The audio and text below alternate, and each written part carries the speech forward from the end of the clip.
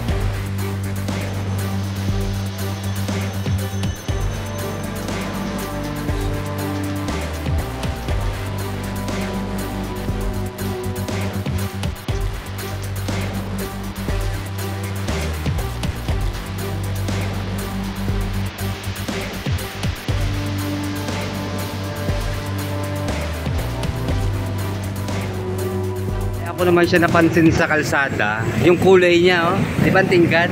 Talagang mapapalapit ka, mapapalingon ka.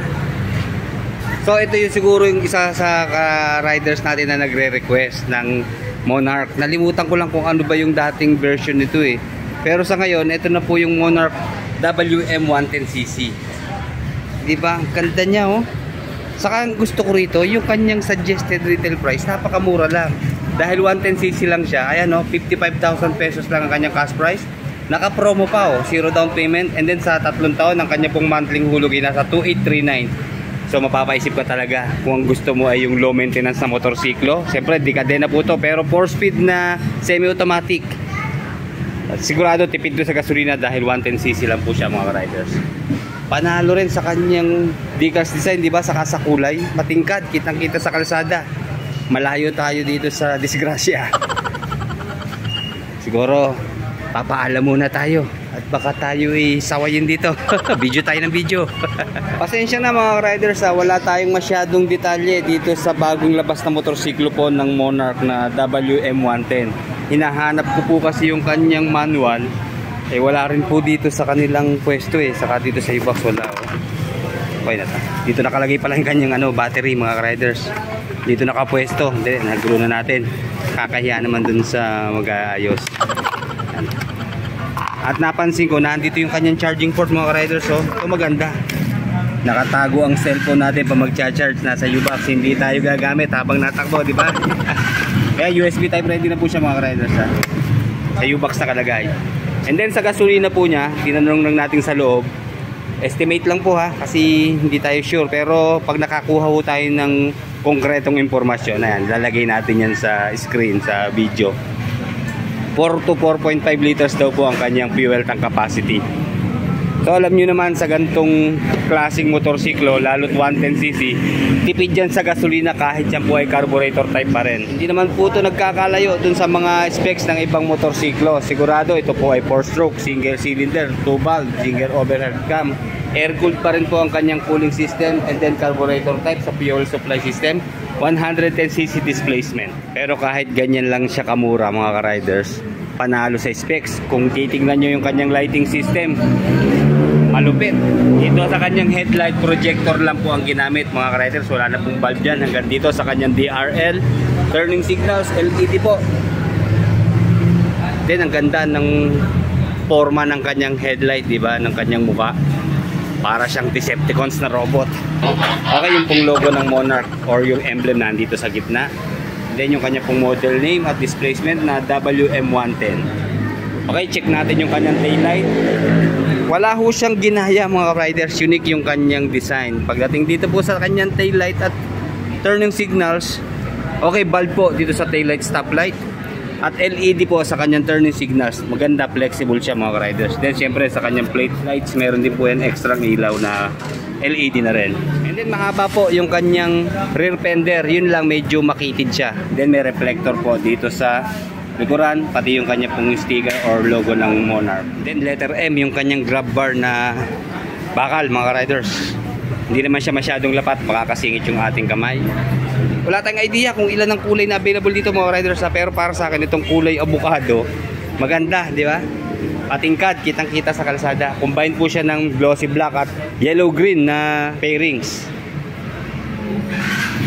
Then nagustuhan ko rin yung kanyang decals design. Nakalagay dito 110cc, ayan, WM. And then para siyang pang road sport na motorsiklo talaga. Oh. Meron siyang mga scratch dito sa kanyang mga decals. Sa side profile, ganoon din. Nakalagay dito WM 110, then 110 dito sa gitna. Naka single tone po sa kanyang seat cover, malambot na foam.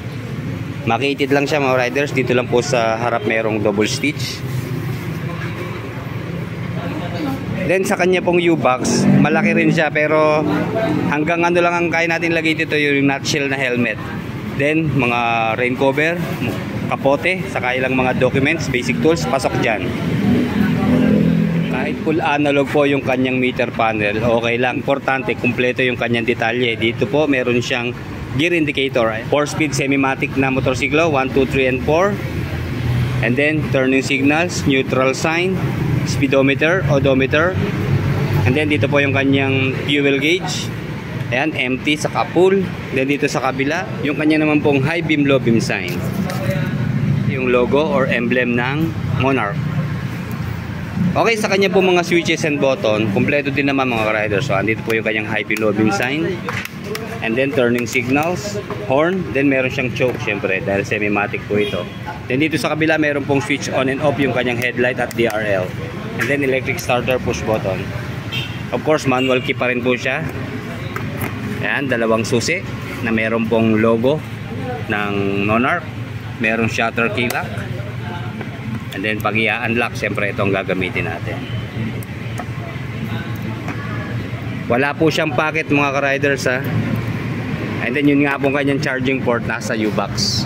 Siyempre nandito sa right side po yung kanyang kickstarter. Yung kanya pong brake pedal dito sa rear. And then meron pong rubber yung kanyang apakan. Then sa step nut naman po or dito sa pillion footrest, bakal. Then meron pong rubber cover kaya dito masakit sa paa. And then nagustuhan ko po yung style ng kanyang sporty na muffler. Naka-upright na siya. Then ang ganda ng kanyang heat guard, fully protected hanggang sa elbow, mahaba siya mga riders. So then stainless po yung kanyang mga Allen bolt na ginamit. Ayan yung kanya pong tip. Diba? Panalo sa muffler. Hindi tayong papasok. Black and silver na combination at naka-carbon loaded dito sa bandang taas. Yung rear tire, yan pang off-road na mga riders. Then tube type pa rin po siya, so may interior to. Pero pwede itong i-convert sa tubeless kasi naka-mag wheels na po yung kanyang rear wheel. Meron po itong size na 2.75 by 17 dito po sa rear tire. Wanshing brand.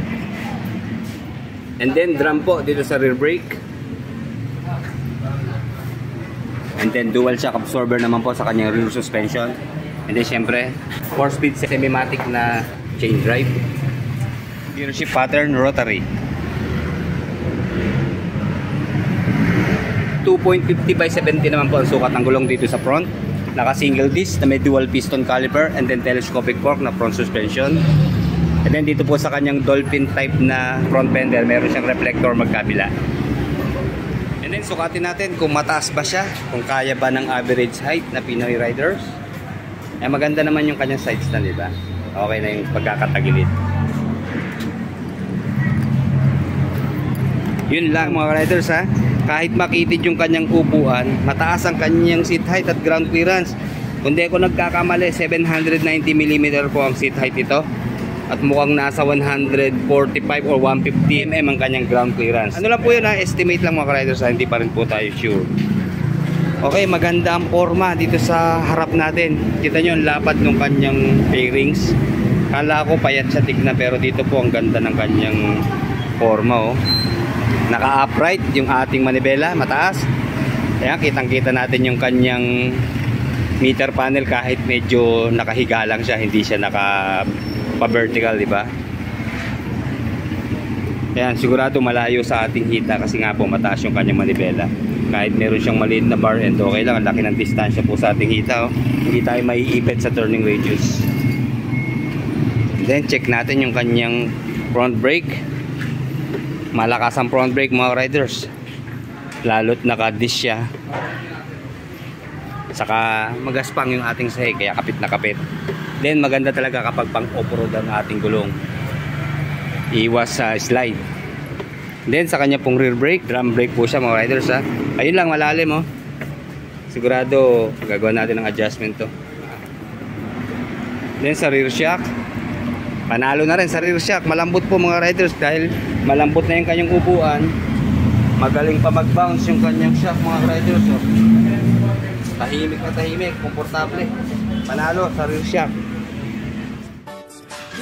Skygo, ang motorsiklo kay sigurado, garantisado. Diri sa Skygo, ang motorsiklo kay sigurado, garantisado. Diri sa Skygo, natabay di nataangay, maglangay diri taangay, musakay sigurado masabay. Skygo ang pilihan, patong ini sa masa. Di na mabalaka, kay kumpleto ni sa pesa. Affordable kaayo, ang gaabag sa negosyo. Di tamang perwisyon, Skygo sulit kaayo. Tipid sa gasolina, di makabuslot sa bulsa. Di permi pahina, Skygo na sulayan na. Diri si Skygo, ang motorsiklo kay sigurado, garantisado. Diri si Skygo, ang motorsiklo kay sigurado, garantisado. Sa pay imong gihulat kini kay kusog muhunan basta Skygo ang tatako sa mga musikan.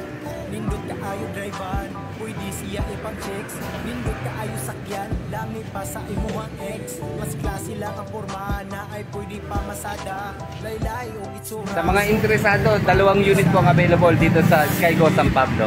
Like, comment, and subscribe sa ating channel. Salamat po. Sa pagkahawo, diri si Skygo.